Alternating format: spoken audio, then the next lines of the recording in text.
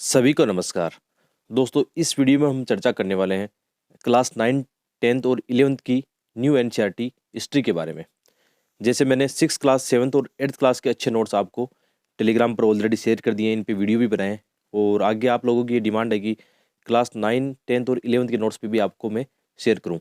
तो मैंने ये किताबें पढ़ी है और कुछ नोट्स भी बनाए हैं। लेकिन आपको एक बात शुरू में बता देता हूँ कि ये तीनों एनसीईआरटी, जो न्यू एनसीईआरटी की बात कर रहे हैं, ये विश्व इतिहास से संबंधित है, यानी वर्ल्ड हिस्ट्री से संबंधित है, जो कि हमारे जीएस पेपर फर्स्ट के मेंस के पेपर में हमारा सिलेबस है। तो मेरी ओपिनियन ये है इन किताबों को पढ़ने के बाद में कि आप ये किताबें मत पढ़ना। 9, 10th और 11th की न्यू हिस्ट्री की बात कर रहा हूँ, क्योंकि इनमें जो चीज़ें दी गई है वो हमारे सिलेबस से बाहर है। हमारे सिलेबस में ऐसी चीज़ें है नहीं। और इन तीनों एनसीईआरटी को पढ़ने के बाद मुझे ऐसा लगा कि मैंने काफ़ी टाइम इन पे ख़राब किया है। मतलब जो भी 2-3 दिन मैंने इनमें दिए हैं, इसमें मुझे कोई फ़ायदे वाली बात नहीं लगी। कुछ चैप्टर जो मुझे अच्छे लगे उनके 9, 10th की एनसीईआरटी से मैंने नोट्स बनाए।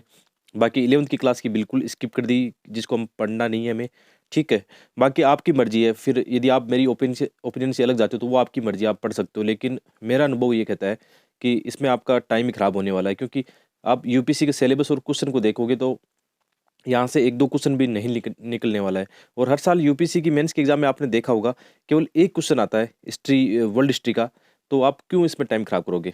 यदि आपको विश्व इतिहास पढ़ना ही है, तो अभी प्री के समय मत पढ़ो, प्री के बाद पढ़ लेना, ठीक है? तो इनको पढ़ने के बाद मेरी राय यही बनती कि अभी जो जो विश्व इतिहास मुझे कवर करना है, पेपर फेस्ट के लिए छोड़ना कोई टॉपिक नहीं चाहिए। 1 क्वेश्चन आए, 2 क्वेश्चन आए, हो सकता है ज़्यादा क्वेश्चन आ जाए, ठीक है? तो विश्व इतिहास अभी जो पढ़ूँगा, ओल्ड विश्व इतिहास की एक बुक आती है, एनसीईआरटी बुक, आपको मार्केट में मिल जाएगी। आप किसी भी बुक शॉप पे पूछ लेना। मैंने कितनी बार राजेश फोटो स्टेट या राजेश बुक डिपो के नंबर आपको बताए हैं। टेलीग्राम पे सर्च करना, नंबर आपको मिल जाएँगे, ठीक है? तो उनको बोलना कि विश्व इतिहास की ओल्ड एनसीईआरटी हमें दें, जो पुरानी चलती थी, 11, 12th क्लास की होगी शायद वो, ठीक है? वो किताब मँगवा लें। ये किताब, इसमें मेरे हिसाब से टाइम आपका खराब होगा, बाकी आपकी मर्ज़ी है। मैं किसी पर ये बात थोपना नहीं चाहता कि आप अ, पढ़ो या ना पढ़ो, केवल मैं अपना अनुभव यहाँ पे शेयर कर रहा हूँ।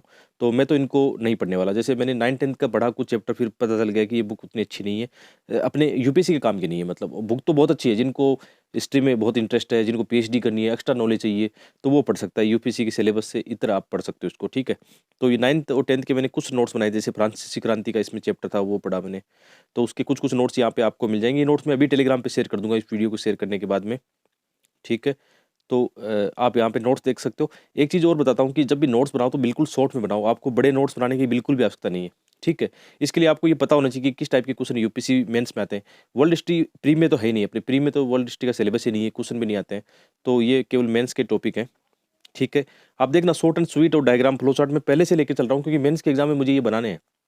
तो मैं पहले से प्रिपेयर हूँ उन चीज़ों के लिए, ठीक है? तो ये नोट्स मैं क्यों शेयर करता हूँ? आप लोग बार-बार ये क्वेश्चन करते हो कि सर नोट्स आप भेज दो, ये कर दो, वो कर दो। मैं केवल आपको सिखाने के लिए ये नोट्स शेयर करता हूँ। मैं ये नहीं कहता कि आप एनसीईआरटी मत पढ़ो, एनसीईआरटी पढ़ो, 5 बार पढ़ो। इन बातों को थोड़ा समझो। जो न्यू एस्पिरेंट है उनको ये पता नहीं होता, उनको ये लगता है कि नोट्स मिल गए, कोचिंग से ये नोट्स ले लिए हमने, वो कर लिया, टॉपर्स के नोट्स मिल गए तो अपना काम बन गया। मेरी जर्नी का अनुभव तो ये कहता है कि यार आपको सीखना चाहिए, खुद पढ़ना चाहिए।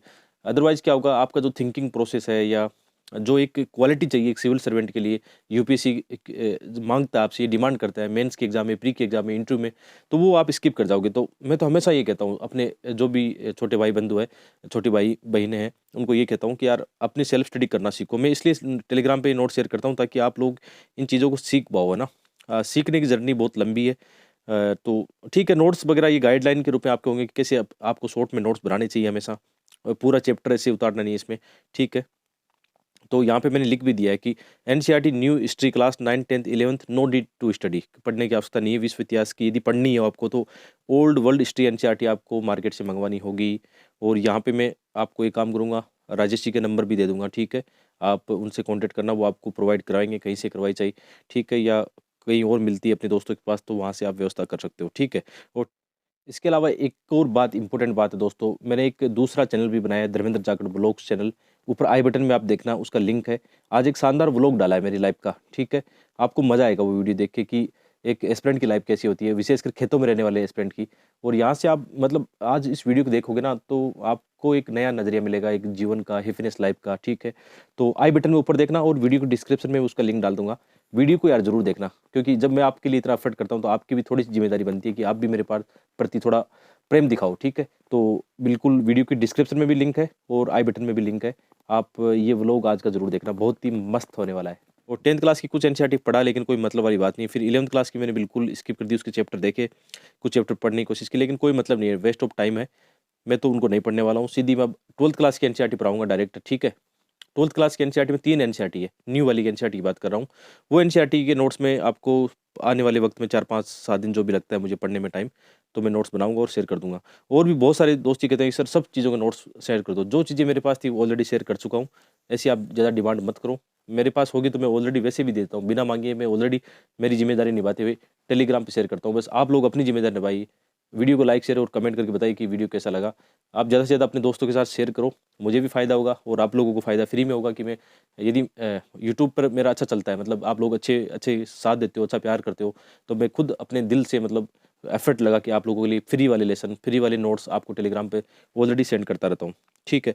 और एक चीज़ और है कि यार, जैसे इसमें ये है कि ओल्ड हिस्ट्री की एनसीईआरटी भी पढ़नी चाहिए, जैसे प्राचीन भारत है और मिडाइवल।